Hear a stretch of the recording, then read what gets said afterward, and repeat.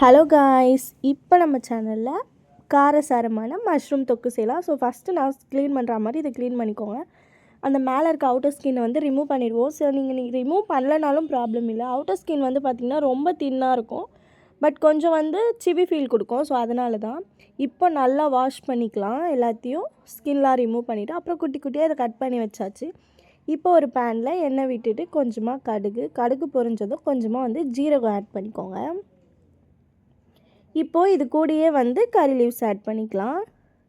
இப்போது இதுக்கு வந்து நான் 2 பச்சை மிளகாய் எடுத்திருக்கேன். அதை 2ஆக கட் பண்ணி எடுத்திருக்கேன். உங்கள் காரத்துக்கு ஏற்ற மாதிரி ஆட் பண்ணிக்கோங்க. இதுக்கு வந்து பார்த்திங்கன்னா 4 பெரிய சைஸ் வெங்காயத்தை குட்டி குட்டியாக சாப் பண்ணி அதையும் இது கூட ஆட் பண்ணிக்கலாம். இப்போது இதை நல்லா கலந்து விட்டுக்கோங்க. இப்போ கொஞ்சமாக வந்து உப்பு போட்டிங்கன்னா வெங்காயம் நல்லா வதங்கிடும். ஸோ இது கூடயே வந்து ஜிஞ்சரும் கார்லிக்கையும் அதையும் நல்லா இடித்து சேர்த்துக்கலாம். இப்போது இந்த ஸ்டேஜில் வந்து 1.5 தக்காளி நான் எடுத்திருக்கேன். 4 வெங்காயத்துக்கு 1.5 தக்காளி.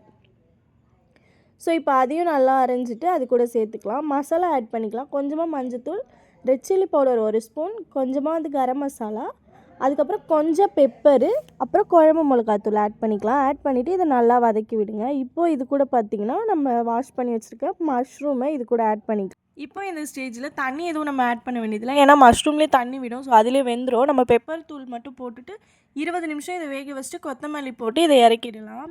ஸோ இது வந்து பார்த்திங்கன்னா நம்ம ரைஸோடதுக்கும் நல்ல சைடிஷ், சப்பாத்திக்கும் நல்ல சைடிஷ். நான் இன்றைக்கி வந்து ஒயிட் ரைஸ் ப்ளஸ் ரசம் இந்த சைடிஷ் வச்சு சாப்பிட்டேன். டேஸ்ட்டு சூப்பராக இருந்துச்சு. மறக்காமல் சப்ஸ்கிரைப் பண்ணிக்கோங்க. தேங்க்யூ.